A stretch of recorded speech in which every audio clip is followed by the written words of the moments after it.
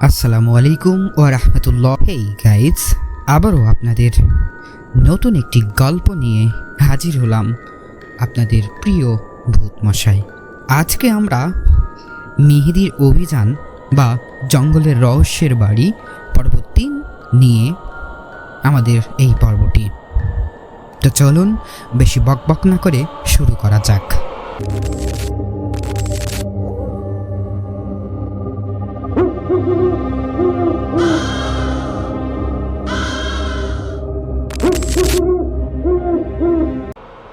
পুকুরের জলে কিছু একটা ভয়ঙ্কর নাড়াচাড়া করছে, আর মেহেদির চারপাশে পরিবেশ ক্রমশ বিপজ্জনক হয়ে উঠছে।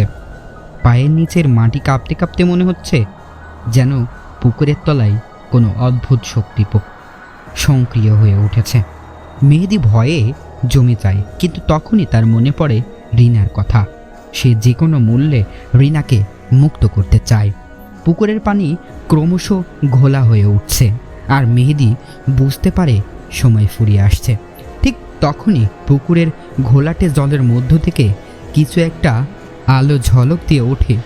মেহেদি প্রথমে ভেবে বসে হয়তো পুকুরের অভিশপ্ত কিছু সে দেখতে পাচ্ছে, কিন্তু এরপরই হঠাৎই এক পরিচিত কণ্ঠস্বর শুনতে পায়।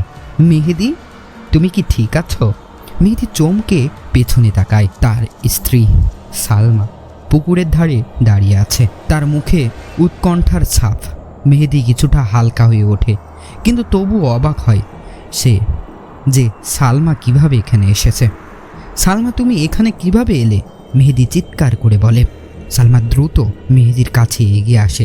তুমি গত রাত থেকে বাড়িতে ছিলে না, তাই আমি তোমাকে খুঁজতে বের হয়েছি।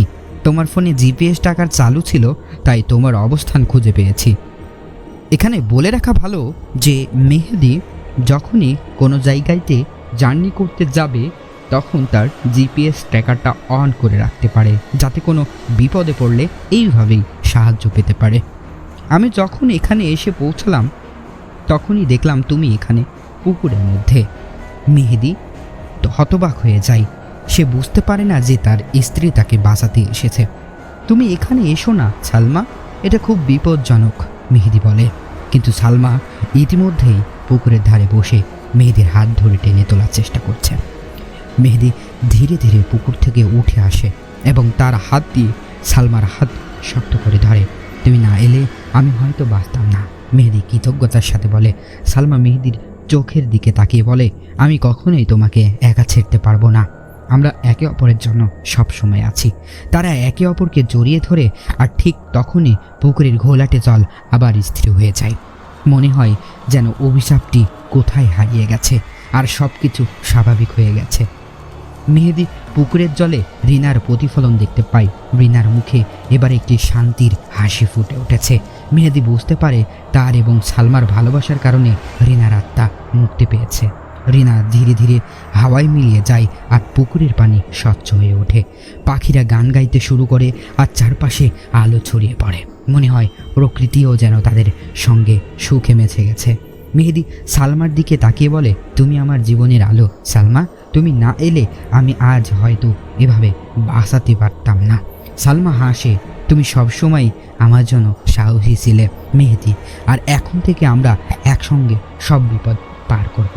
মেহেদি এবং সালমা হাত ধরে জঙ্গলের পথে ফিরে যায়। তাদের পেছনে রহস্যময় বাড়িটি আরও একবার নীরব হয়ে যায়, আর পুকুরের জলে রিনার প্রতিফলন মুছে যায়। কিন্তু তাদের ভালোবাসার প্রতিফলন তাদের হৃদয়ে সব সময় থেকে যায়, একটি নতুন সুসময় হিসেবে। গল্পের শেষ, কিন্তু তাদের ভালোবাসা চিরন্তর।